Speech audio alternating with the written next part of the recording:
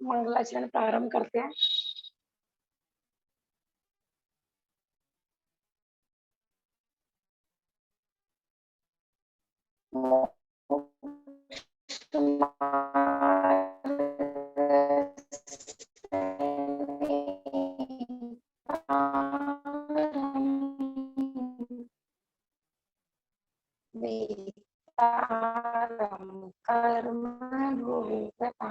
ज्ञातारं विश्वते त्रैकालं द्रष्टिकायलेशा पंत संज्ञान चारित्र भेदम् इत्येतन्मोक्षमूलं त्रिभुवनमहितः प्रोक्तमरिद्धीरेशे प्रतीयेति श्रद्धाति स्पर्शति च मतिमान् यत्सैव शुद्धदृष्टि सिद्धे जय सिद्धे चौविहारायण फलं पत्ते वन्दिता हरिहन्ते वृक्षम् आरायणा कंसो उज्जोवणमुज्जवणं रेवाहणं साहणं चणेचरणं दंसणेनाडचरितं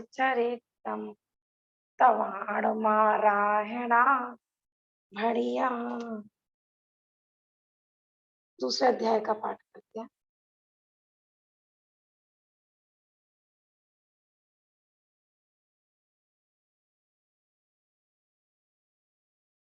औपशमिक छायिको भाव मिश्रस्य जीवस्य स्वतत्व मौदिक पारिणामिको च द्विनवा अष्टादश विशन्ति त्रिभेदा यथाक्रम सम्यक्त्व चारित्रे ज्ञान दर्शन दान लाभ भोग उपभोग वीर्याणि च ज्ञान ज्ञान दर्शन लब्ध्यश्च चतुस्त्री पंच भेदा सम्यक्त्व चारित्र संयमा संयमाश गति कसाय लिंग मिथ्या दर्शना ज्ञाना संयता सिद्ध लेश्यास चतुस्त्रयी कैक षड भेदा जीव भव्या भव्यत्वानि च उपयोगो लक्षणम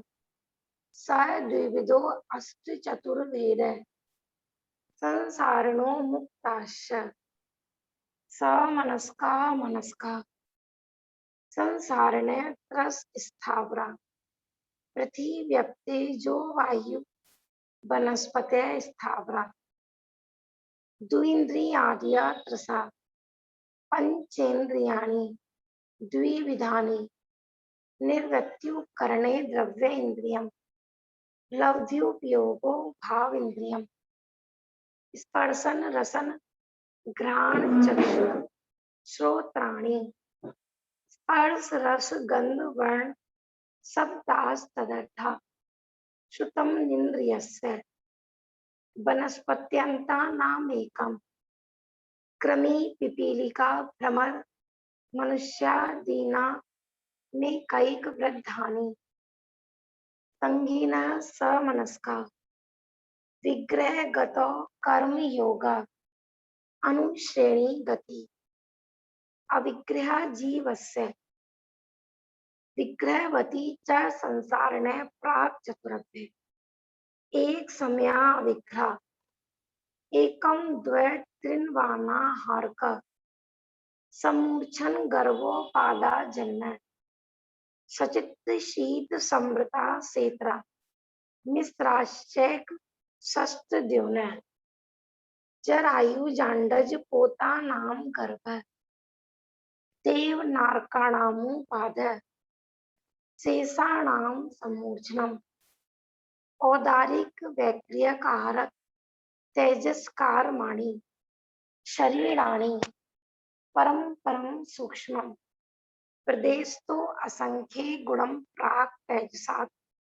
अनंत गुणे परे अप्रतिघाते अनादि संबंधे च सर्वस्य तदादीनि भाज्यानि युगपदे कस्मिन्ना चतुरभ्य निरुपभोग मन्त्यम गर्भ सम्मूर्छनज माध्यम औपाधिकम वैद्यकम लब्धि प्रत्यम च तेजस्मपि शुभम विशुद्धम व्याघाति चाहारकम प्रमत्त संयतस्य नारक सम्मूर्छनो नपुंसकाने ना देवा शेषा स्त्री वेदा औपाधिक चरमोत्तम देहा असंख्ये वर्षायुषो अनपवर्त आयुष।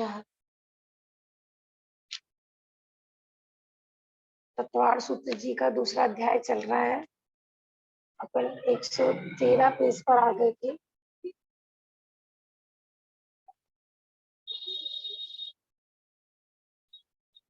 हमारा 5 इंद्रियों संबंधी प्रकरण चल रहा था। 5 इंद्रियों के बारे में हमने देखा था। इंद्रियां किसे कहते हैं? संसारी जीव की पहचान के चिन्ह को इंद्रियां कहते हैं। जब जब भी जीव संसार में होता है उसकी पहचान कैसे करते हैं अपन की इंद्रियों के माध्यम से। स्पर्श, रसन, घ्राण, चक्षु, श्रोताणी। स्पर्शन, रसना, घ्राण, चक्षु और श्रोत, इस प्रकार ये 5 इंद्रियों के बारे में कल हमने पढ़ा था। अब थोड़ा सा इनका विस्तार से देखते हैं। हमने 19 नंबर, 20, 21, 22, 23, 24 4 सूत्र हमारे चल रहे थे। इस पर प्रथम सूत्र में 5 इंद्रियों के नाम, फिर 20वें नंबर के सूत्र में 5 इंद्रियों के 5 विषय के नाम, क्योंकि प्रत्येक इंद्रिय का विषय क्षेत्र अलग अलग होता है। स्पर्श इंद्रिय का कार्य है स्पर्श करके देखना। रस इंद्रिय का कार्य है खट्टा मीठा माने रस को चखना। घ्राण इंद्रिय का कार्य है गंध आदि सूंघना। और श्रोत इंद्रिय का कार्य है शब्द आदि सुनना। इस प्रकार ये 5 इंद्रियों के 5 विषय हैं। फिर 21 नंबर के सूत्र में देखा था श्रुतम इंद्रियस्य, जो शुद्ध ज्ञान शुद्ध होता है वो मन का विषय होता है। बेटा ले लो ग्रंथ, पंखा यदि आपको करना है तो देख लेना। मुझे पता है गर्मी लगती होगी आपको, ठीक है ना, कोई दिक्कत नहीं। वो मैंने ध्यान नहीं दिया था, मैं आके आपको करना हो, उधर का चलाना हो तो चलो। हाँ, 113 नंबर का पेज है, 21 नंबर का। तो मति ज्ञान जो होता है वो 5 इंद्रियों के माध्यम से होता है।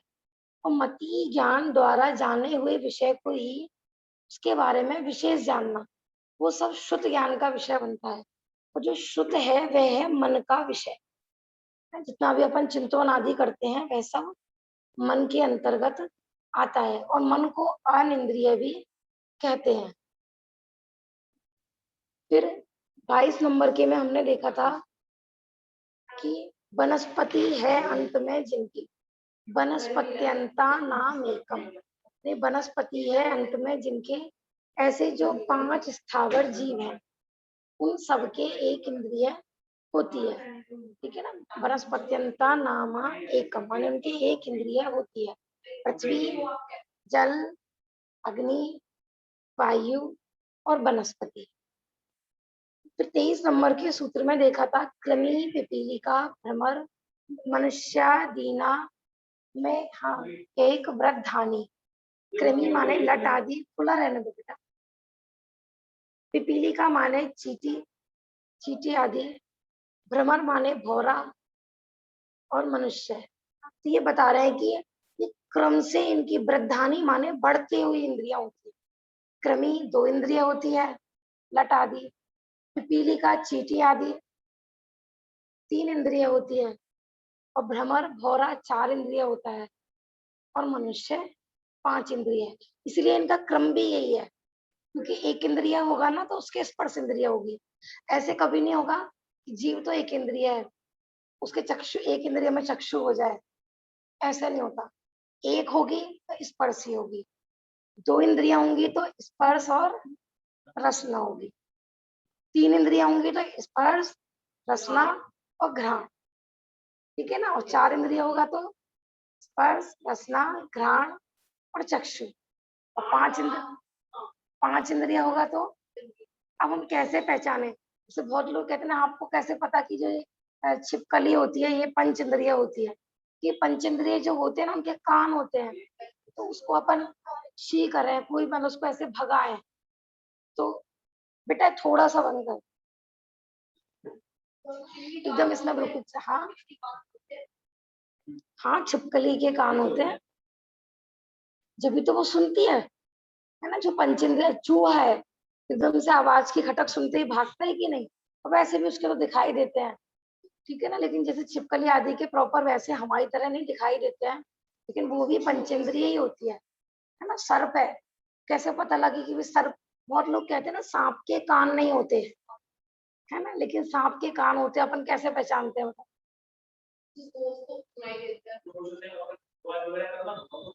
भागता है आवाज करने पे। और बताओ क्यों? बीन की आवाज सुन के नाचने लगता है।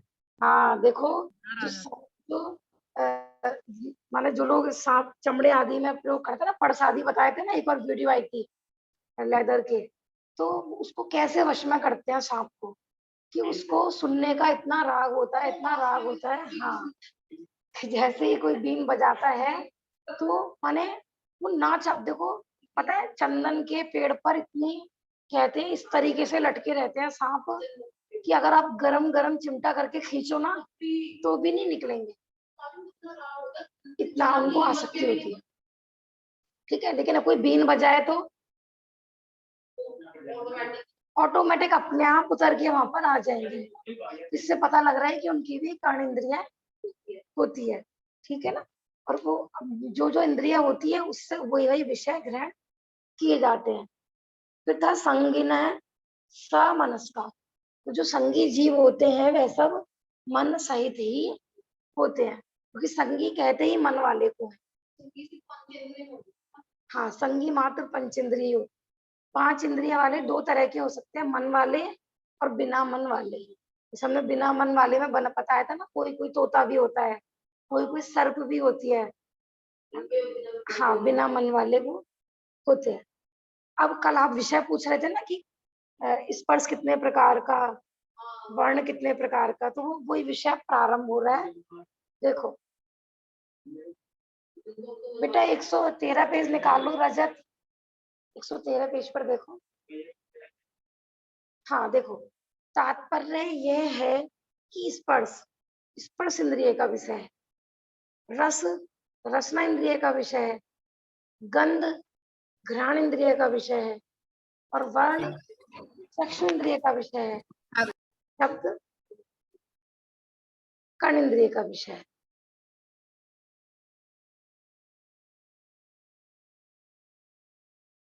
ठीक है ना। 5 इंद्रिय के अपने अलग अलग विषय होते हैं। विषय माने समझ गया, स्पर्श इंद्रिय से जिन बाहरी वस्तुओं को ग्रहण किया जाता है ना, तो वो वास्तव में पुद्गल ही है। जितने भी ये जो 5 इंद्रिय के विषय हैं, माने इंद्रियां भी पुद्गल है, और वो ग्रहण भी किसको करती हैं? पुद्गल को ही। कल बता रहे थे ना, इंद्रियां पुद्गल को ही जानने में निमित्त होती हैं, या आत्मा को देखती जानती नहीं है। इन इंद्रियों से आत्मा, हवा हवा कौन सा जीव बताया था? एक इंद्रिय है ना, तो उसका शरीर तो पुद्गल ही हुआ ना। देखो, वायु का एक रजत का प्रश्न है कि हवा होती है, तो हवा दिखाई तो नहीं देती है, लेकिन हमने स्पर्श इंद्रिय से उसको पता कर लिया कि ये हवा है। तो हवा की आत्मा होती है क्या? शरीर, देखो वो जो वायु का एक जीव है ना, तो हम उनकी आत्मा को कोई नहीं जान रहे, वो तो शरीर सहित है, उन्हें वायु को अपन स्पर्श से फील करते हैं। तो वो इंद्रिय माने अपने जो स्पर्श इंद्रिय से जाना ना, वो पुद्गल ही जाना। किसी की आत्मा तो नहीं दिखाई देगी ना स्पर्श से, आपसे आत्मा टच होके निकल जाए तो क्या दिखाई देती है क्या? नहीं। हमने एक बार बताया था कि मानो विदेह क्षेत्र में कोई तीर्थंकर या कोई भी केवली के समुद्घात हो रहा हो, तो उस समय हमारे बीच में से उनके आत्मा के प्रदेश निकल के जाते हैं पूरा। बताया था ना, समुद्घात माने कि शरीर माने कारमाण तेजस शरीर में, इस औदारिक शरीर में रहते हुए, है ना, आत्म प्रदेशों का शरीर से बाहर निकलना, वो समुद्घात कहलाता है। तो उनका शरीर तो वही होता है कि उनकी आत्मा के प्रदेश 3 लोक में फैलते हैं, तो हमसे टच होकर जाते हैं कि नहीं? लेकिन हमको कभी दिखाई देते हैं? नहीं दिखाई देते, जबकि वहां पर कर्म भी है, खाली आत्मा नहीं है। ओनली आत्मा, कर्म रहित आत्मा तो सिर्फ सिद्ध भगवान की होती है। लेकिन जो समुद्घात कर रहे हैं ना अरिहंत भगवान, उनके वहां पर कार्बन शरीर भी है, तेजस शरीर भी है। फिर भी हमें कहाँ पता लगता है कि हमारे बीच से मानो इस समय वहां पर हो रहा हो, क्या पता समुद्घात, सारे में आत्मा फैली हुई, तो हमें क्या दिखती है? समुद्घात माने बताया ना कि शरीर में रहते हुए ही शरीर से आत्म प्रदेशों का बाहर निकलना।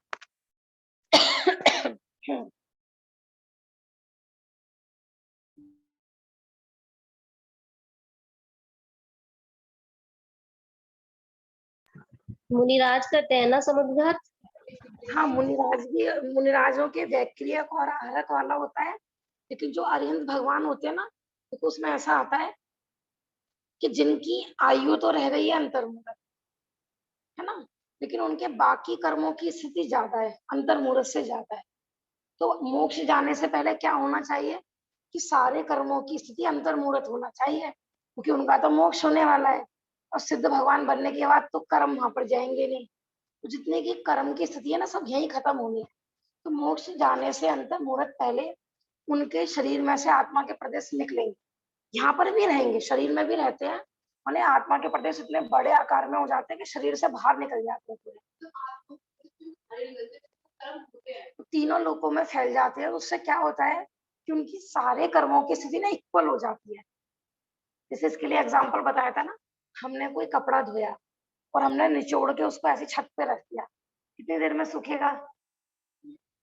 पूरा ऐसे लेके हमने गट्ठर सा बना के उसका ऊपर रख दिया, है ना, बेडशीट धोई कोई, और फिर ठीक है ना, उसमें कितने घंटे लग सकते हैं, पूरा दिन में हो सकता है अंदर तक सूखे ही नहीं वो। और जब हमने पूरा फैला के सुखाया तो एक एक पौना घंटे में तेज गर्मी में सूख जाता है। तो उसमें भी यही लॉजिक दिया जाता है कि जब तक वो कर्म आत्मा के जो प्रदेश होते हैं ना, जब तक बॉडी माने शरीर प्रमाण रहते हैं, तो वो इक्वल नहीं कर सकते सारे कर्मों की स्थिति।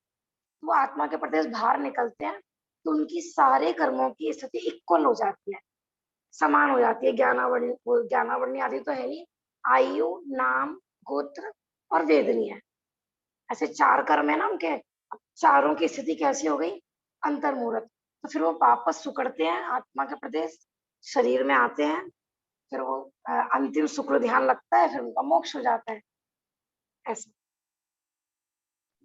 वो देखो आत्मा के प्रदेश बाहर निकलने के बाद ऐसी क्या क्रिया होती है कि जो सारे कर्मों की स्थिति बराबर हो जाती है? वो बस यही है कि देखो जैसे ऐसा होता है ना, हमने एग्जाम्पल दिया था ना अभी चादर का, और भी आप एग्जाम्पल लगा सकते हो, बैलून है या हैंकी वगैरह का है। मैंने उस समय आत्मा आकाश के एक एक प्रदेश पर एक एक आत्मा का प्रदेश रहता है।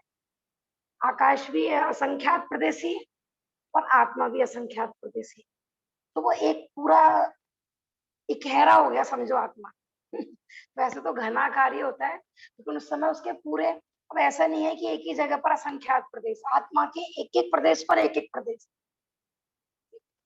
हाँ, पूरा जहां जहां आकाश का एक प्रदेश, उसके ऊपर आत्मा का भी एक प्रदेश, मतलब बिल्कुल एक तरह से दोनों एक सार हो गए। हाँ, तो इसमें कोई कर्म का उदय नहीं होता है, समुद्घात होने में कोई भी कर्म का उदय नहीं बताया है कि किसी भी आप अपन बताएं कि कौन से कर्म के उदय से होता है। बस ये किसी ना किसी प्रयोजन से होता है, समय भी होता है। इसका जिनवाणी में ऐसा कुछ नहीं बताया गया कि भाई इस कर्म के उदय से समुद्घात होता है, किसका होगा ये भी नहीं पता। ठीक है ना? हाँ, मोक्ष जाने से पहले सिर्फ उन्हीं का ही होता है जिनकी आयु कम रह रही है, बाकी सबका नहीं होता है। हाँ, इन्हीं को बोलते हैं समुद्घात के उपदेश। ऐसे प्रॉपर रीजन नहीं है कि भाई ऐसी क्या क्रिया कुछ नहीं होती है, बस वो सब इक्वल हो जाते हैं। हाँ, छद्मस काल बताया था ना, ज्ञानावर्णी, दशनावर्णी आदि जो कर्म का उदय होता है, जिसके क्षौत्सम ज्ञान वाले को छद्मस कहते हैं। संसार अवस्था के जब तक केवल ज्ञान नहीं हो तो हम सब छद्मस्त है। हाँ, जितने भी माने 12वें अंगुल स्थान तक सब छतमस्त है ऐसे। अब देखो बेटा स्पर्श इंद्रिय वाला देखो, स्पर्श इंद्रिय का विषय जी होता है शीत उष्ण रूखा चिकना। भाभी जी, हाँ जी। जैसे जो वेदना समुद्रघात और कषाय समुद्रघात होता है वो तो सामान्य जीवों के लिए हो जाता है, तो वो कैसे कार्य करता है उसका थोड़ा सा बता दीजिए। देखो वेदना समुद्रघात का पूछ रही है और कषाय समुद्रघात का। वेदना समुद्रघात में ऐसा होता है कि किसी जीव की बहुत तीव्र पीड़ा हो रही है, कोई रोग के काल में उसको इतनी ज्यादा वेदना हो रही है, इतनी ज्यादा पीड़ा हो रही है, उससे सही नहीं जा रही। उसको ऐसा लगता है कि बस मुझे तो मार दो, मुझसे जो मार दो, है ना, उसे असहनीय हो रही है। जब ज्यादा तीव्र पीड़ा होती है ना, तो क्या होता है कि उसकी आत्मा के प्रदेश शरीर से बाहर निकलते हैं। उसका भी देखो ये विषय सारा आएगा वैसे तत्वार सूत्र में, क्योंकि जब केवली के भेद आएंगे ना वहां पूरा आएगा।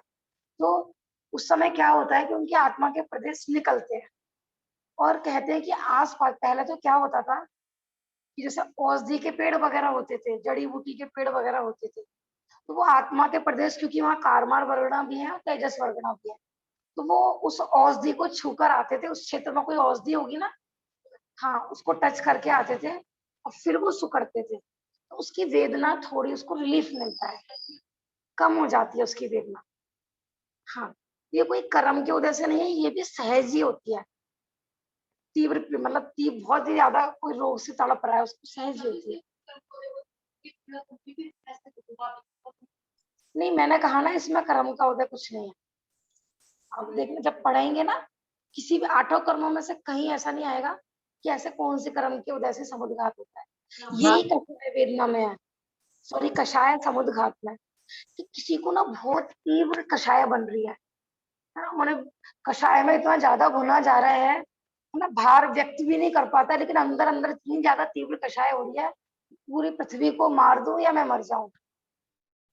तो तीव्र कषाय के उसमें भी ऐसे ही होता है कि उसके आत्मा के प्रदेश निकलते हैं, तो वो क्या होता है फैलने से ना थोड़ा उसकी कषाय शांत हो जाती है ऐसा।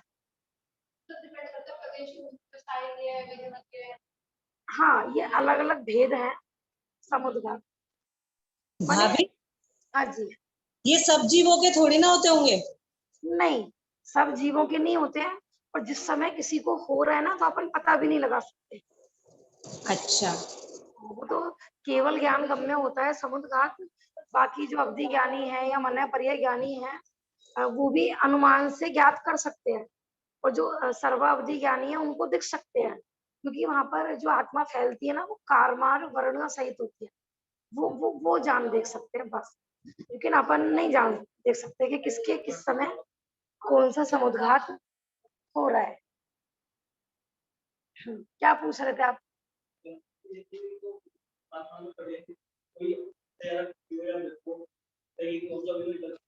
हाँ आएगा, जब इसमें डिटेल आएगी ना तो अपन उस समय डिटेल रूप में लेंगे, ठीक है ना। देखो स्पर्श इंद्रिय के विषय 8 प्रकार के हैं, शीत उष्ण रूखा चिकना कोमल कठोर हल्का भारी, है ना। ये चीज अमुक वस्तु ठंडी है कि गर्म कैसे जाना हमने, छू के, है ना। रूखा है चिकना ये भी छू के।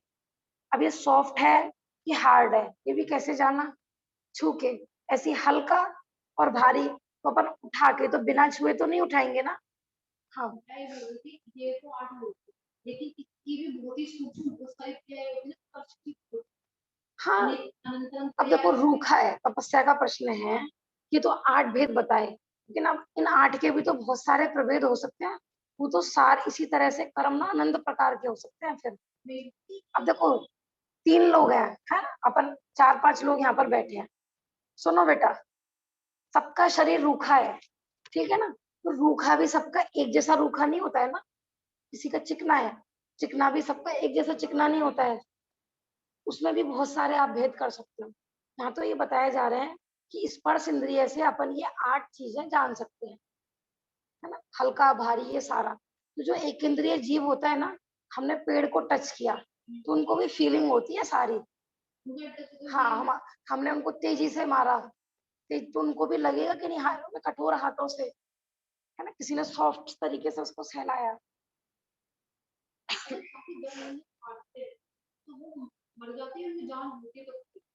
मर जाते हैं वो।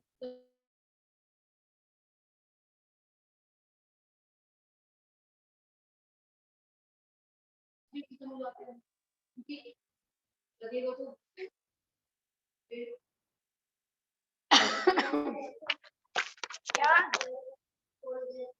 इनका प्रश्न ये है कि जैसे पेड़ है, ठीक है ना, तो हमने कुल्हाड़ी से काटा या जड़ से उखाड़ा, तो क्या वो सारे जीव मर गए क्या तुरंत? यही प्रश्न है ना आपका। देखो तुरंत नहीं मरते हैं। क्या होता है, जब तक हमें पेड़ वो हरा भरा दिख रहा है, जैसे हमने सब्जियों का बताया था ना कि पेड़ से टूट गई हमारे घर में आ गई, तो अब भी उसमें जीव है कि नहीं है? है कि नहीं? तो जब तक वो सूखता नहीं है ना पूरा पेड़, तब तक उसमें जीव रहते। कई बार ऐसा भी होता है ना, जड़ से उखाड़ने के बाद वापस लगा देते तो वो पुनः उगाता है। ऐसा कोई जो वनस्पति होती है ना, का पेड़ सब तरह के पेड़ होते हैं, कोई डाली से टूटने के बाद ना बहुत दिन तक हरा भरा रहता है। अब लोग गुलदस्ते में जैसे फ्लावर लगाते हैं ना, ताजी वाले फ्लावर, कई कई दिन नहीं लगे रहते हैं, फिर जब वो सूख जाते हैं तो फिर वो जीव रहित हो जाते हैं। ऐसा।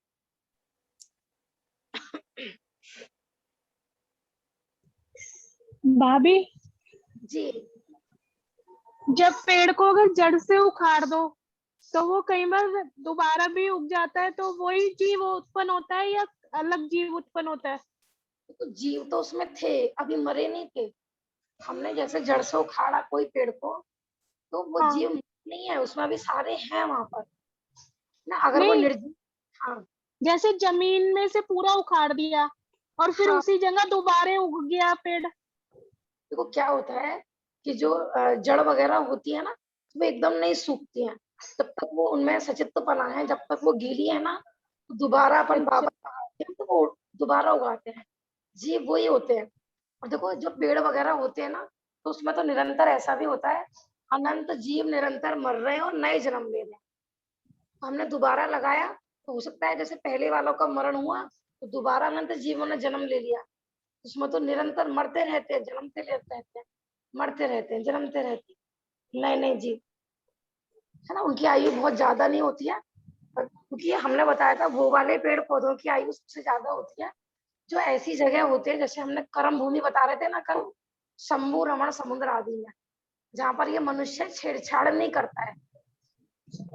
ऐसी पृथ्वी, जल, अग्नि, वायु, वनस्पति, जहाँ पर मनुष्य ज्यादा छेड़छाड़ नहीं होती है ना, उन्हीं की आयु लंबी होती है। फिर हमारे यहाँ जो दिखाई देते हैं हमको, तो ये तो सब टूटते रहते हैं, उगते रहते हैं, इनकी आयु ज्यादा नहीं होती है। ऐसा। और वो किस अपेक्षा से बोलते हैं कि जो अकड़ के चलते हैं वो पेड़ पेड़ की पर्याय में जाते हैं? हाँ, भाभी जी का प्रश्न है कि ये किस अपेक्षा से कहते हैं कि जो अकड़ के चलते हैं वो पेड़ की पर्याय में जाते हैं। जब अपन मान कषाय का पकड़ लेते हैं, तो देखो ये सब चरना नियोग की शैली होती है। शैली क्या है, ऐसा फैक्ट ही है। हम कहते हैं ना कि हम धन का अभिमान करेंगे, है ना, रूप का अभिमान करेंगे, तो भैया के अभिमान तो किसी का भी नहीं रहा इस जगत में। आज अपन इतने अकड़ रहे हैं, कल को एक इंद्रिय पर्याय में चले गए, खजूर के पेड़ बन गए, तो बताओ क्या होगा? पूरी जिंदगी डंडे की तरह खड़े रहना। ये सब तीव्र कषाय के परिणामों में तो एक इंद्रिय पर्याय में जाता है ये जीव ना। तीव्र मायाचारी, तीव्र मान, तीव्र लोभ, इन कषायों के फल में एक इंद्रिय पेड़ आदि बन जाते हैं। आएगा वैसे कि ये जो अब वो आएगा ना, 8 कर्मों के कारण, बंध के कारण, तो वहां ये सारा प्रसंग आएगा आगे आगे तत्वार सूत्र जी में। मेरा बाकी जो क्वेश्चन था ना, वो ये था कि वो जो पेड़ खड़ा है वो एक ही जीव है या अनंत अनंत तो है पत्तों में, पर जो पेड़ खड़ा है वो एक जीव है? नहीं नहीं नहीं, भाभी जी का प्रश्न है कि पूरा पेड़ एक जीव है क्या? पूरा पेड़ एक जीव नहीं है। एक पेड़ में अनंत अनंत जीव होते हैं, अनंत अनंत जीव। क्योंकि जो हमने बताया था ना, प्रत्येक वनस्पति की परिभाषा बताई थी, जो एक शरीर में एक जीव रहे उसको प्रत्येक वनस्पति कहते हैं, या उसको अप्रतिष्ठित वनस्पति कहते हैं। तो पूरे पेड़ में अनंत अनंत जीव होते हैं, उसके पत्ते में, उसकी डाली में, उसके स्कंद में, उसकी लकड़ी में, सारे में मैंने अनंत अनंत जीवों से भरा हुआ है। पूरा पेड़ एक जीव नहीं है। हाँ, एक पेड़ में अनंत अनंत अनंत अनंत जीव होते हैं, ऐसा। क्योंकि हमने अवगाहना पढ़ी थी ना, इनकी अवगाहना जो पढ़ी थी, तो वो सब सूक्ष्म अवगाहना के होते हैं। डायरेक्ट हम नहीं देख सकते वनस्पति का एक जीव को, अकेला एक वनस्पति का एक जीव, ऐसा। ठीक है, तो भाभी, ये एक मेरा क्वेश्चन था कि समूर्छन जीव भी एक इंद्रिय होते हैं, जीव तो समूह फिर उनको स्थावर जीवों के में ही क्यों नहीं लिया? उन्हें समूर्छन जीवों को अलग से क्यों कैटेगराइज करा हुआ है? देखो, जो सम्मूर्छन जीव होते हैं ना, वो एक इंद्रिय से लेकर पंचेंद्रिय तक सब में हो सकता है। सम्मूर्छन जीव एक इंद्रिय से लेकर पंचेंद्रिय तक सब में होते हैं। अच्छा। हाँ, क्यों? क्योंकि जो हमने कल शंभू रमण समुद्र की जो बात चल रही थी ना, वहां पर जो महामत्स्य के बारे में अपन बता रहे थे, तो हमें क्या लगता है कि सम्मूर्छन सारे छोटे ही होते हैं या अपर्याप्त ही होते हैं, है ना, मक्खी मच्छर आदि होते हैं। लेकिन वो जो मगरमच्छ है ना 1000 योजन का, वो सम्मूर्छन जन्म वाला होता है। अच्छा। वो समुद्र की ही हवा पानी से उत्पन्न होता है। तो सम्मूर्छन का मतलब यही है कि वहीं के वातावरण के जो वातावरण से नमी पाकर पैदा हो जाता है। वहीं के पुद्गलों को शरीर रूप में ग्रहण करके, तो 1000 योजन का सम्मूर्छन जन्म होता है उसका। मनुष्य नहीं होते हैं सम्मूर्छन जन्म वाले। मनुष्य जो सम्मूर्छन जन्म वाले होंगे तो वो अपर्याप्तक वाले होंगे। जो पर्याप्तक मनुष्य होते हैं संगी, वो यही वाले होते हैं, गर्भजी। हाँ जी। ठीक है, सम्मूर्छन में अपन एक इंद्रिय से लेकर पंचेंद्रिय तक सारे कह सकते। और जो बॉडी पार्ट्स में होते हैं, पसीने में होते हैं, वो भी समूर्छन जीव होते हैं, तो वो कौन से इंद्रिय होते हैं? वो सब पंचेंद्रिय मनुष्य होते हैं। ओह, अच्छा, अपर्याप्तक। अपर्याप्तक होते हैं, एक सांस में 18 बार जन्म मरण करते हैं, ऐसा। तो वो लब्धि अपर्याप्तक ही होते होंगे ना, जिनकी प्राप्तियां कभी पूर्ण नहीं होंगी। जी, उनको लब्धि अपर्याप्तक कहते हैं ठीक। ना। अपर्याप्तक के दो भेद बताए थे ना, निवृत्ति निर्वृत्ति। अपर्याप्तक हाँ जी, और हाँ जी, लब्धि अपर्याप्तक। हाँ जो जी। निवृत्ति अपर्याप्तक तो सभी जीव होते हैं जन्म के अंतर मुहूर्त पर, कोई सी भी जन्म लो, ठीक है ना। और लब्धि अपर्याप्तक वही होते हैं, एक सांस में 8-10 बार जन्मो मर्यो भर्यो दुख बार, कि जो एक सांस में 18 बार जन्म मरण करते हैं, ऐसा। हाँ जी। फिर रसना इंद्रिय का विषय क्या है? रस। रस 5 प्रकार के होते हैं। भाभी खट्टा। जी, हाँ जी। स्वयंभू रमण में जितने भी जीव होते हैं वो सब वज्र वृषभ नारायण के होते हैं? नहीं नहीं, ऐसा नहीं है कि भाभी जी का प्रश्न है कि शंभू रमण समुद्र में जितने भी जीव होते हैं तो क्या वो वज्र सब नाराज सेनन वाले होते हैं? सब होते हैं, ऐसा नहीं है। सब तरह के सेनन वाले होते हैं वहां पर। ये कर्म भूमि है, तो कर्म भूमि में तो हीन सेनन वाले भी हो सकते हैं और उत्कृष्ट सेनन वाले भी हो सकते हैं। लेकिन ये अवश्य है कि जो 7वें नरक मर के जाते हैं महामत, वो वज्र वृषभ नारद सेनन वाले ही होंगे। मोक्ष भी वज्र वृषभ नारद सेनन वाले जाते हैं और 7वें नरक में भी वज्र वृषभ नारद सेनन वाले जाते हैं। देखो, आप सब समय सार पढ़ रहे हैं, देखो अच्छी बात है, दोनों ग्रंथों का मिलान करते हुए चलना। एक जगह कहेंगे कि सहनन जीव का होता ही नहीं है, शरीर का और आत्मा का अत्यंत अभाव है, और फिर भी देखो निमित्त नैमित्तिक संबंध भी इतना घनिष्ठ है कि मोक्ष जाएगा तो वज्र वृषभ नारद सेनन वाला ही जाएगा, हीन सेनन वाला नहीं जाएगा। छाई सम्यक होगा, तो मतलब ये भी है। तो ये दोनों चीजें अपने को समझते हुए जाना है साथ साथ में, कि कौन सा कथन निश्चय से कहा जा रहा है, कौन सा व्यवहार से कहा जा रहा है। ठीक है ना। देखो, रसना के बारे में देखते हैं अपन। तो रस बताए यहाँ 5 प्रकार के। एक दिन मेरे पास एक प्रश्न आया था, पता नहीं मैं शायद उनका उत्तर दिया था या नहीं, कि रस तो 6 होते हैं। शायद सुधा भाभी जी पाठशाला ले रही थी, किसी दिन रस पढ़ा रही थी। अब मेरे पास नाम भी ऐड नहीं था उनका, किसी का आया था कि रस तो 6 होते हैं, फिर ये 5 कैसे बताए जा रहे हैं तत्वार सूत्र में। देखो, आप जो रसी त्याग करते हैं, रस त्याग, वहां पर अपन 6 रस जो लेते हैं वो दूसरे वाले होते हैं। रविवार को नमक नहीं खाना, सोमवार को हरी नहीं खाना, मंगलवार को मीठा नहीं खाना, दूध दही, है ना, घी तेल, वो वाले रस यहाँ पर नहीं लगाना है। अपन कहते हैं ना, सट रस मिश्रित भोजन से यह भूख न मेरी शांत हुई। तो वहां पर सट रस माने भोजन में जो नमक मीठा वगैरह। यहाँ प्रश्न ये है कि यहाँ पर नमक क्यों नहीं लिया। ये शायद मैंने पहले कभी बताया था, आप लोगों को बताया है। यहाँ पर नमक क्यों नहीं लिया। बताया था क्योंकि नमक मीठे में ही गर्भित होता है। हाँ देखो, भाभी जी को याद है, क्योंकि नमक को मीठे में ही गर्भित किया जाता है। देखो, अगर नमक नहीं हो तो भोजन कैसा होता है, फीका फीका। तो नमक हो तो फिर मीठा मीठा। कैसा ही होता है। बिना नमक के अपन देखो, मीठा मीठा माने यहाँ पर शक्कर वाला मीठा नहीं लेना है। मीठा माने रसीला। तो नमक डलने से हमारा भोजन फीका नहीं रहता है। यहाँ जो ये रस लिए ना 5, तो मीठे में ही नमक गर्भित होता है। यहाँ पर भी 6, तो इसलिए तो नमक और मीठा दोनों ही मीठे में आ जाएंगे। देखो, मुख्यतः अपन जो भोजन बनाते हैं, फिर नमकीन और मीठा दो ही तरह, मुख्य रस 2 ही रखते हैं ना भोजन में। कड़वा कसेला वो तो ऊपरी रस होते हैं। यानी कॉमन जो होता है, या तो नमक नमकीन बनेगा या मीठा बनेगा। तो इन दोनों से ही भोजन मीठा ही कहलाता है। माने मीठे के 2 अर्थ हो गए। एक तो मीठा, गन्ने के रस से जो मीठा निकलता है, शक्कर गुड़ ये सब मीठा। और एक कहते हैं भोजन बहुत अच्छा बना है, बहुत रसीला बना है, बहुत मीठा लग रहा है भोजन। तो मीठा मतलब स्वादिष्ट। हाँ, और गुजराती में तो नमक को मीठो ही बोलते हैं। हाँ, आप गुजरात में जाएंगे, वहाँ के भोजनालय में एक बार हम गए थे, बच्चे छोटे थे ना, तो पहले गए थे। तो बड़ा वाला बेटा है ना, उसको मीठे का बहुत शौक है। मतलब रोटी खाता था तो मीठे से, चावल खाता तो मीठे। भोजनालय में जाके बोलते हैं, भैया जरा मीठा लाना। वो ले आए नमक का डब्बा भर के, उसने लिया चावलों में वो नमक का डब्बा डाल दिया। वो जैसे ही खाना स्टार्ट किया, क्योंकि उन्होंने तो मीठा माने, अपने तो यूपी में बूरा बूरा खार शक्कर इसको मीठा बोलते हैं। तो उन्होंने, हमने आपसे ये कम मांगा था, क्योंकि आपने तो कहा था मीठे दे दो। तो अलग क्षेत्र, वो क्षेत्र बदलते ही ना वस्तुओं के नाम भी बदल जाते हैं।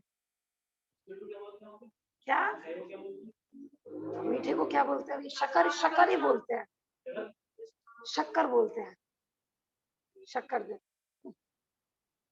इसलिए रस में लिया खट्टा, मीठा, कड़वा, कसैला और चरपरा। माने रसना इंद्रिय का जो विषय होता है, वो यही बताएगी कि भी इस वस्तु, ये वस्तु खट्टी है, ये चरपरी है। तो इसलिए जो 2 इंद्रिय जीव होते हैं ना, लट वगैरह, तो जिसको जो पसंद, जैसे मटर की लट है तो वो मटर खाती रहती है ना। करेले, जितनी भी सब्जियां होती है ना, सबकी 2 इंद्रिय होते, सब 2 इंद्रिय जीव है उनके अंदर, लेकिन सबका कलर ना अपनी अपनी सब्जी जैसा होता है। सब, किसी की ग्रीन लट होगी, किसी की व्हाइट लट होगी ना। टमाटर में रेड कलर की लट होती है। ये सब 2 इंद्रिय होती हैं। तो टमाटर की है तो उसको खट्टा, उसको खटास बहुत पसंद होगी, तो इसलिए वो टमाटर में ज्यादा जाके पैदा हो गई। खरबूजे की लट अलग होती है, तरबूजे की लट अलग होती है। जिसको जो पसंद था, तीव्र, जिस चीज की तीव्र आसक्ति थी, वो उतने इंद्रिय बन के उसमें पैदा हो जाते हैं। तो अपन पढ़ते हैं ना, देखो संगी पंचेंद्रिय है, वो भी मुनिराज खरबूजे की तीव्र आसक्ति में क्या बन गए थे, खरबूजे के अंदर लट बन गए थे। कहानी आती है ऐसा कि वो चिंतवन कर रहे थे सामयिक के समय, तो कोई वहां पर उनको खरबूजे की खुशबू आई, तो उनको बस ऐसा भाव हुआ, खरबूजा मिल जाए आज आहार में, खरबूजा मिल जाए आज आहार। हाँ, हाँ, ऐसे नाम ख्याल में नहीं है, कहानी आती है ऐसा। हाँ, देखो ये सब जो हमने कहा ना, ये जो इंद्रियां अपन पढ़ रहे हैं ना, तो इंद्रियों को पुष्ट करें, इसलिए इंद्रिय का विषय नहीं पढ़ रहे हैं अपन। हम इन इंद्रियों के विषयों में कैसे कैसे अपने प्राण गंवा देते हैं, इसलिए इंद्रियों के बारे में पढ़ रहे हैं, इनके विषय। हाँ, हाँ, हाँ, हाँ, सही बात, सही बात है।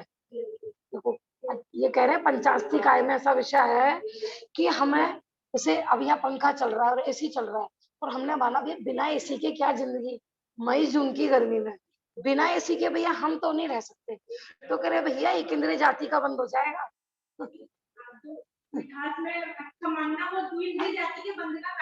कुछ लोग तो रस के चक्कर में ही पड़े रहते हैं। मैंने बताया था ना, इतनी इतनी खाने की आसक्ति होती है कि जो जहाँ जो चीज मीठा कहीं का पसंद है तो तुरंत गाड़ी करके मीठा खाने जाते हैं, एक सिटी से दूसरे सिटी।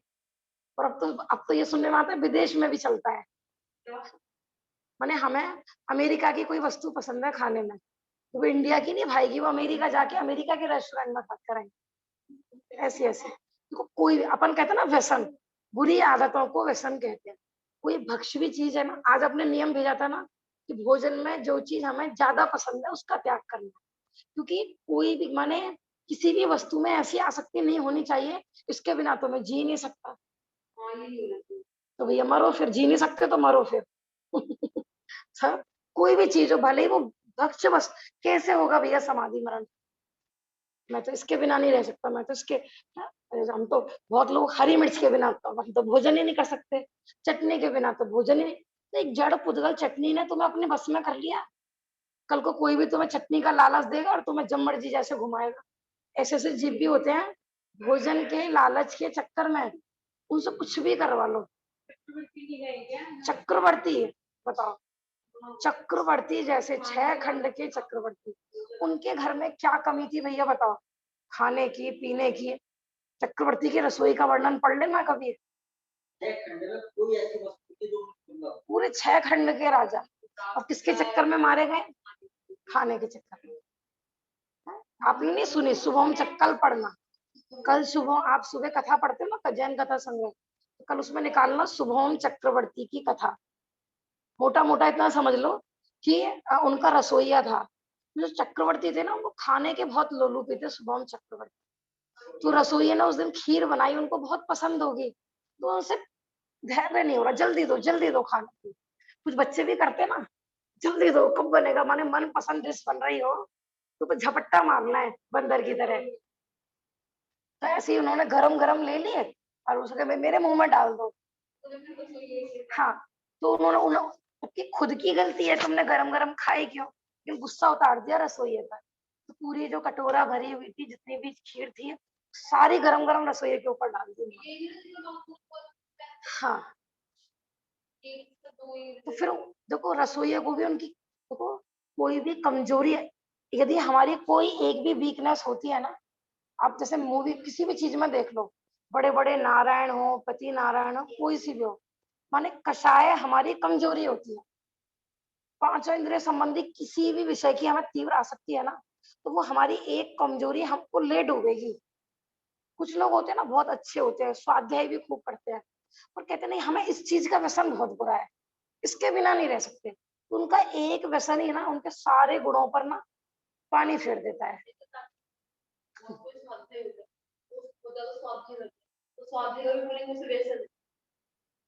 वो अलग क्षेत्र हो गया। अभी व्यसन माने यहाँ पर सांसारिक विषय भोगों की बात चल रही। तपस्या का प्रश्न है कि कोई नहीं, देखो मैं बता रही हूँ, इनका प्रश्न ये है कि आप कि कोई जीव स्वाध्याय बहुत करता है तो क्या स्वाध्याय का भी व्यसन है? ये तो अच्छा व्यसन हो गया। सही बात है। देखो इसमें भी अपेक्षाकृत ही बात कही जाएगी। कई बार ऐसा होता है ना कि हमें सुधरना तो है नहीं, जीवन में फॉलो तो नहीं करना है, किसी को ना सिर्फ रीडिंग की आदत पड़ जाती है, उपसम ज्ञान बढ़ाने की आदत पड़ जाती है, तो उसके स्वाध्याय को भी परिग्रह संज्ञा मिल जाती है। ठीक है, ये लुब्धता है, आज ये वाला ग्रंथ पढ़ लूं, आज ये, मैंने उसको सिर्फ नई नई जानकारी करनी है, जीवन में उतारना नहीं है। देखो आज ना जो तपस्या ने प्रश्न पूछा है ना, आज मेरे को ऐसे ही ना बैठे बैठे ऐसे विचार चल रहा था। जैसे आपने सुबह रात्रि भोजन का पूछ रहे थे ना, तो हम यही सोच रहे थे, देखो पहले सब शुद्ध खान पान होता था, सब कुछ मर्यादित, घर में ही आटा वगैरह सब कुछ घर में ही होता था, और रात्रि में भी ज्यादा लाइटिंग वगैरह तो होती ही नहीं थी। रात में जब बिजली का आविष्कार ही नहीं हुआ था, तो अपन सोचते थे कि माने माने एक तो उनकी घर गृहस्थी का माने आरंभ सारंभ कितना लिमिटेड करते होंगे, क्योंकि मेरे को ये भाव आ रहा था कि वो द्रव्य स्वाध्याय जो अपन करते हैं वो कितनी देर करते होंगे। मैं वो विचार कर रही थी। अपन ज्यादा मतलब क्षोभ सम बढ़ाने के चक्कर में पड़ते हैं और धर्म फिर भी धर्मात्मा होते थे। मैं समझ रहे मैं क्या कहना चाह रही हूँ कि रात में मैंने ऐसा धर्म करते थे जो आरंभ वाला नहीं हो, है माने ध्यान, चिंतवन, है, जिसमें लाइटिंग वगैरह, लैंप वगैरह ये सब, क्योंकि लाइटिंग तो थी नहीं। लैंप आदि में भी मानो चौमासा के टाइम है तो उसमें भी मक्खी मच्छर आके मरते हैं सारे। तो मैं यही विचार कर रही थी कि उन लोगों का विशुद्धि पे ज्यादा एकाग्रता रहती, जीवन में कितना फॉलो हो रहा है इस चीज पे ज्यादा एकाग्रता रहती। माने हमें इस चीज के पीछे भी नहीं पड़ना है हाथ धोकर, ये भी पढ़ना है, ये भी पढ़ना है, ये भी पढ़ना है। तो वे क्या कर रहे हो कि बस बुद्धि का विकास कर रहे हो, सूक्ष्म ज्ञान बढ़ा रहे हो, ये भी तो ज्ञेय लुप्तता है। और जो पढ़ा पीछे कि भैया वो जीवन में उतारा कि नहीं उतारा कि वो नहीं पता, आगे पढ़ा पीछे का सब सपाट। देखो इससे आप छल ग्रहण नहीं करना, मैं स्वाध्याय का निषेध नहीं कर रही हूँ, है? मेरा समझ में आ रहा है ना, माने हम स्वाध्याय करें 8 घंटे और जीवन में कुछ भी फॉलो नहीं हो रहा। तो अब विचार क्यों आया था कि आज क्या रसोई साफ वगैरह कर रहे थे ना, तो मैंने कहा पहले भी तो लोग ये सब कार्य करते होंगे ना, माने वो भी जीव उत्पत्ति नहीं होने देते होंगे, घर के कार्य भी पूरे विवेक पूर्वक करते होंगे। तो क्या वो जल्दी जल्दी फटाफट फटाफट उल्टा सीधा भक्षा वक्ष का बिना विवेक करे ये सोचते होंगे जल्दी रसोई निपटाऊंगा बस स्वाध्याय करने बैठे हो।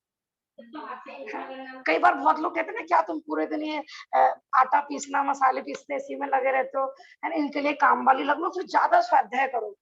तो मैं विचार करती हूँ तो ज्यादा स्वाध्याय अपन करेंगे किस चीज के लिए। मैंने स्वाध्याय करा मैंने 10 घंटे और घर में ना भक्ष भक्ष का विवेक है ना हिंसा हिंसा, कोई विवेक नहीं है, जीवों का कोई करुणा नहीं पल रही, तो क्या वो हमारा 8-10 घंटे स्वाध्याय करना सार्थक होगा क्या?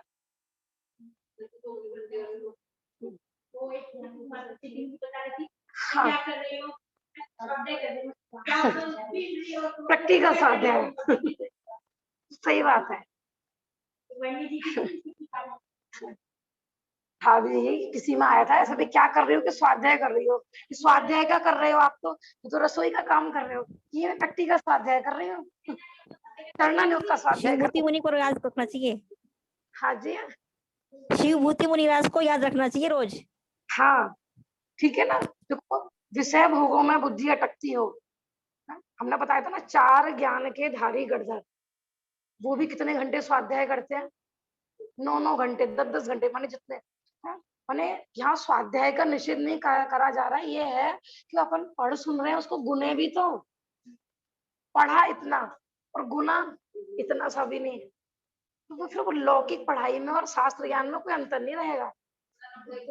हाँ पढ़ा नहीं पढ़ा सब बराबर रहेगा, है ना। तो इस चीज को ले ये मेरे दिमाग में आया था ना इसलिए मैंने बोल दिया। अपन सठ रस के बारे में पढ़ रहे थे और थोड़ा आगे देखते हैं 114 नंबर के पेज में। हाँ देखो घ्राण इंद्रिय का विषय गंध 2 प्रकार की, सुगंध और दुर्गंध, है ना।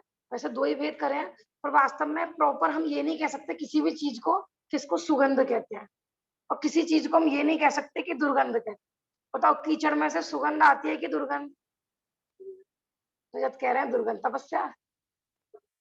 हाँ आप दोनों बताओ कीचड़ में से सुगंध आती है कि दुर्गंध? दुर्गंध आती है। अच्छा सुअर को फिर सुगंध आती है कि दुर्गंध? जिसका जैसा पर्पस सॉल्व होता है उसको हाँ वास्तव में हाँ इसको दोनों हाँ सुगंध दुर्गंध को ना कहे कि गंध मात्र अपन लेंगे तो भाई गंध आ रही, मैंने ये देखो अपन किसी के घर में प्याज का छौंक लग रहा हो, लहसुन का छौंक लग रहा हो, तो बच्चे क्या करते मम्मी बदबू आ रही है, बहुत बदबू आ रही है, क्योंकि तुम्हें वो बदबू लग रही है उनसे जाके पूछो, उनको बहुत अच्छी लग रही है, वो कहते हैं कि इसके बिना हमारा भोजन चलता ही नहीं है। तो वास्तव में देखो ये जो पढ़ते जा रहे हो ना विषय इनको पट्टी, जगत में कोई सुगंध और दुर्गंध नाम की वस्तु ही नहीं होती है, हमें जो प्रिय लगता है उसको सुगंधित कह देते हैं। आपके पास कोई शराबी आके बैठ जाए और अभी जस्ट शराब पीकर आया हो, आपको कैसा लगेगा? अपन खड़े नहीं हो सकते उसके पास, उससे पूछो उसको अच्छा लगता है। घ्राण इंद्रिय इंद्रिय विजय अपने मुनिराज होते हैं ना तो कुछ शमशान में जाके ध्यान करते हैं, तो वहां पे मुर्दे भी जलते हैं, सब जलते हैं। उनको माने वो सिर्फ ज्ञाता मात्र रहते हैं उसका। सुगंध दुर्गंध, ना उन्हें दुर्गंध दिखाई दे रही है ना उनको सुगंध दिखाई दे रही है। और अपन इसी चक्कर में रहते हैं, अब ये परफ्यूम लगा ले, सेंट लगा ले। अब देखो किसी के लिए ना परफ्यूम सुगंध होती है, हम लोगों के लिए वो भी दुर्गंध होती है। हमारे पास कोई परफ्यूम वाला बैठा हो, वास्तव में देखो ये दोनों ही कषाय हैं, दोनों ही कषाय हैं। अपन गायक बने ना उसके।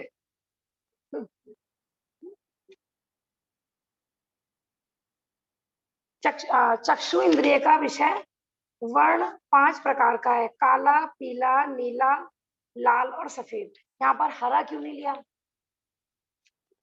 यहाँ पर चक्षु इंद्रिय के विषय में 5 वर्ण लिए हैं, तो यहाँ पर हरा क्यों नहीं लिया?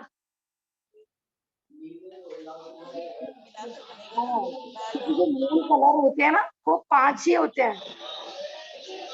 मूल में कलर जो हरा कलर होता है ना, वो 2 कलर को मिला के बनाया जाता है, नीला और पीला।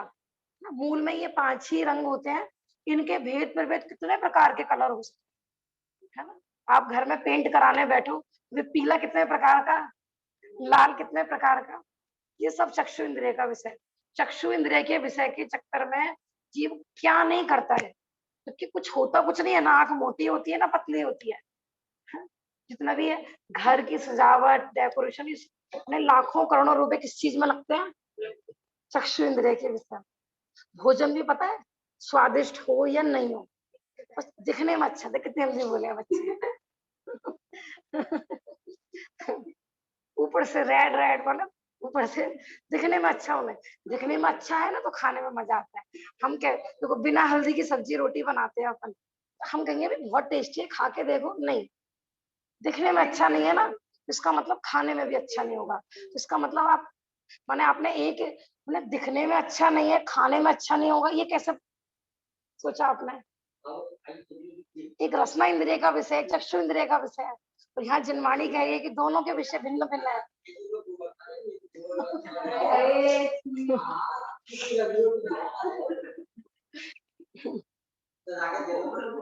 सही कह रहे हैं, पता है ये जो अभी आपको भाषा रूढ़ लग रही होगी भाई साहब की है, लेकिन ये फैक्ट है। बताया ना विदेशों में यही हो रहा है, कुछ भी हो बस दिखने में सुंदर होना चाहिए। माने वो रसना इंद्रिय से नहीं खाते, वो चक्षु इंद्रिय से खाते हैं। प्रस्तुतिकरण है ना, सर्व करने का तरीका। आधे लोग तो नहीं सीपे मरते हैं। अपन ने जैसे किसी के घर ड्राई फ्रूट्स दिए गिफ्ट में, तो अपने थैली में भर के आधे किलो दे दिए, लेकिन जब तक वो ड्राई फ्रूट्स है ना 100 ग्राम बड़ी सी ट्रे में, उसमें डब्बा बड़ा हो, ड्राई फ्रूट्स कम हो, उसकी कीमत ज्यादा होती है। समझ में आ रहा है कि नहीं? तो ऐसे ही ये जो जितना भी बाजार का फूड होता है ना, बच्चे पैकिंग में इसे कहते हैं ना, मम्मी आम पापड़ बना दो, मम्मी टॉफी बना दो। अब हमने बना दी, अब कहते हैं बाजार जैसे नहीं दिखते। हमारे इनको प्रस्तुतिकरण भी ना वो ऐसे रैपर में बंदी होनी चाहिए, इस तरीके से खुलनी चाहिए। तो पूरा चक्षु इंद्रिय का विषय। कर्ण इंद्रिय का विषय शब्द 7 प्रकार के होते हैं। षडज, ऋषभ, गंधार, मध्यम, पंचम, धैवत और निषाद। संक्षिप्त में इनके नाम बोले तो सा, रे, गा, मा, पा, धा, नी। फिर वापस आ जाते हैं सा। संक्षिप्त में इन्हीं के ही नाम बोलते हैं, सारे गामा पा धा नी सा। जो म्यूजिक कर्ण इंद्रिय का विषय, तो 7 स्वर बोलते हैं ना, तो ये 7 स्वर माने यहाँ पर वो वाले स्वर नहीं लगाना, 7 प्रकार के जो म्यूजिकल वो होते हैं, ठीक है ना। हाँ इनका पूरा जैसे सा है ना, उसका नाम है षडज। जो लोग पूरा प्रॉपर सीखते हैं ना थ्योरिकल, उनको ये सब चीजें पढ़ाई जाती है ना, जिनको नॉलेज होती है कि भाई आप इस वाले सुर में गा रहे हैं, ये सुरों के नाम है। हाँ जैसे आपको पियानो सीखना है, कुछ भी सीखना है, तो आप कौन से सुर में गा रहे हो, सा रे गा। आपने देखा लास्ट तक जाकर फिर धा नी ऐसे कर देते हैं कि नहीं। तो ये सब स्वर, एक ऊंचा स्वर, नीचा स्वर, ये उन्हीं का ही है सारा। इन्हीं से पहचान करते हैं कि आप कौन से स्वर में गा रहे हैं। कर्ण इंद्रिय का विषय। अब कुछ लोगों को इतना कर्ण इंद्रिय के विषय की इतनी आसक्ति होती है कि वो किसी का कोई रोगी है, किसी के गलियों में होता है ना बहुत लोग, इतनी फुल स्पीड में डैग सुनने की हैबिट होती है, उनको मना करो, कहते हमें मजा ही नहीं आता। माने वो उसी में इतना लीन रहते हैं कि उनके घर में चोरी भी हो जाए ना, कुछ भी हो जाए, उनको पता नहीं लगेगा। फुल वॉल्यूम में सुनने की हैबिट। हाँ, उनका एक एक इंद्रिय का विषय उनके मरण का कारण बन जाता है। जो हिरण और सर्प का बताया था ना हमने, हिरण और सर्प दोनों कर्ण इंद्रिय के विषय की आसक्ति में मारे जाते हैं।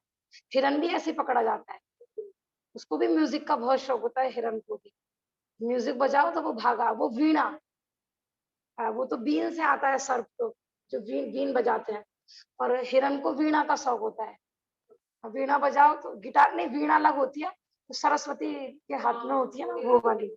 इस प्रकार 5 इंद्रियों के विषय 27 प्रकार के होते हैं। अपन इनको काउंट करेंगे तो ये पूरे 27 प्रकार के बैठते हैं। प्रत्येक इंद्रिय अपने अपने विषय को ही ग्रहण करती है, ना तो कोई इंद्रिय दूसरी इंद्रिय के विषय को ग्रहण करती है और ना ही ग्रहण कर सकती है। तो साफ साफ लिख दिया ना। अपन सोचते हैं कि वो चक्षु इंद्रिय से खा लेंगे चख लेंगे, है ना। बहुत लोग कहते हैं कि हम देख के बता देते हैं कि इसमें कुछ पड़ा है कि नहीं। वास्तव में वो देखो, आंख का काम आंख ही करती है, रसना का काम रसना करती है, क्या हाँ, लेकिन वहां पर फिर वो ज्ञान काम करता है, लेकिन इंद्रिय का विषय क्षेत्र सब अलग अलग है। ठीक है ना। वहां पर देखो, मैंने कहा ना, समय सारजी का विषय और इसका विषय दोनों आपको समझना है कि दोनों में अपेक्षाएं क्या चल रही है।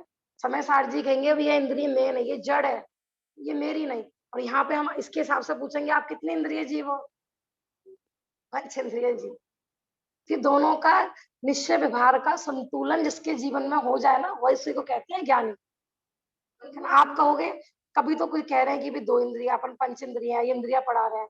जब ये प्रयोजन भूत ही नहीं है, तो बाद में इनसे दृष्टि हटानी है, तो इनके बारे में क्यों पढ़े, क्यों पढ़े इनके बारे में। जब रावण को मरना ही है लास्ट में, तो रावण का पात्र क्यों रखे, खाली रामायण दिखाए और राम राम दिखाए ना समझ में आ रहा है ना। अब आप कहोगे, कहते हो आप कि निश्चय व्यवहार दोनों जरूरी है, निश्चय व्यवहार दोनों जरूरी है, लेकिन लास्ट में तो आप व्यवहार की पिटाई ही करते हो कहते हो भैया व्यवहार तो है। ये बताओ मुझे कि रामायण के अंत में राम को मरा हुआ दिखाते तो क्या दिक्कत है, रावण राम को मार दे तो क्या दिक्कत है बताओ। दोनों हीरो है ना, दोनों पात्र है। तो भैया कि वो रामायण जो जो प्ले हो रहा है ना, उसमें रावण ही पिटेगा, इसी में उस रामायण की शोभा है। रावण की भी भलाई उसी में है। देखो, एक माँ के 2 बच्चे है ना, एक राम का रोल कर रहा है, एक रावण का रोल कर रहा है। ठीक है ना। अब रावण का रोल वाला भी तो अपना अच्छे से सोचेगा, मैं अच्छे से प्रस्तुत करूं, और राम का रोल वाला भी। लेकिन दोनों में से बताओ, है तो एक ही माँ के दोनों बच्चे, लेकिन जब जब भी आदर्श की बात आएगी, उनसे कहे कि आपको अपना नाम कौन रखना है, आपको क्या बनना है, कोई कहेगा रावण बनना है। अब वो प्ले में ही गड़बड़ करने लगे, नहीं हम तो, मैं तो रावण का ना अच्छा वाला रोल करूंगा, तो वो जो प्ले है ना, वो शोभा को प्राप्त नहीं होगा, उसे कोई रोल नहीं। हाँ, मैं रावण बनूंगा, लेकिन मैं अच्छा रोल करूंगा, मैं राम जैसा रोल करूंगा। देखो मैं क्या कहना क्या चाह रही हूँ, आप समझना। जहाँ व्यवहार प्रयोजनवान है, वहाँ व्यवहार की दृष्टि से वहां पर भूतार्थ, देखो समय सार में आएंगी ये सारी गाथा है। 14 नंबर की जो गाथा टीका आएगी, आचार्य अमृतचंद आचार्य की है। दोनों चीजें समझनी है। ऐसा कभी नहीं होगा कि माध्य से आज अंजलि भाभी जी का प्रश्न था कि बिना अनुभव के सम्यक दर्शन हो जाएगा क्या। ऐसा हो सकता है खाली व्यवहार सम्यक दर्शन हो जाए और निश्चय सम्यक दर्शन नहीं हो। वजह तो भक्ति में आत्मा दृष्टि नहीं, क्या दृष्टि में आत्मा भक्ति परमात्मा। वो आपको दृष्टि में आत्मा है, भक्ति में परमात्मा, ये 2 चीजें ऐसे कैसे गड़बड़ नहीं लग रही है, विरोधाभास जैसा नहीं लग रहा है। कभी आप इंद्रियां पढ़ा रहे हो और फिर इसी के बाद 8 से 9 में पढ़ाओगे इंद्रियां मैं नहीं है। जो कर्म को, 9 कर्म को अपना माने वो अज्ञानी। इसमें समय सार जी में किसी ने प्रश्न पूछा, भाई ये जीव अज्ञानी कब तक रहेगा। समझ में आ रही है। तो इन दोनों का संतुलन मतलब ये आपको डिपेंड करता है कि आप इन दोनों का संतुलन कैसे बनाएंगे, आगम और अध्यात्म, है ना। कोई विरोध नहीं है इसमें। समय हो गया, टाइम हो गया।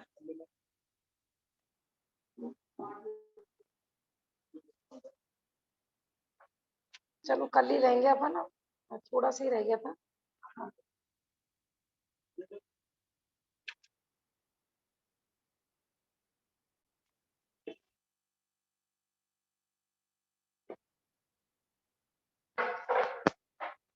निज निधि निज में बताई, यह अनंत उपकार है, उसके लिए जिन्हें वाणी माँ वंदे माँ सतवा।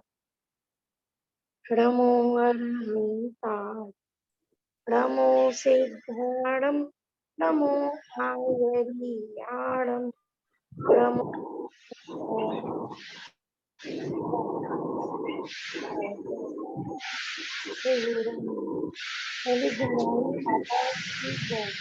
महान जैन धर्म की जय।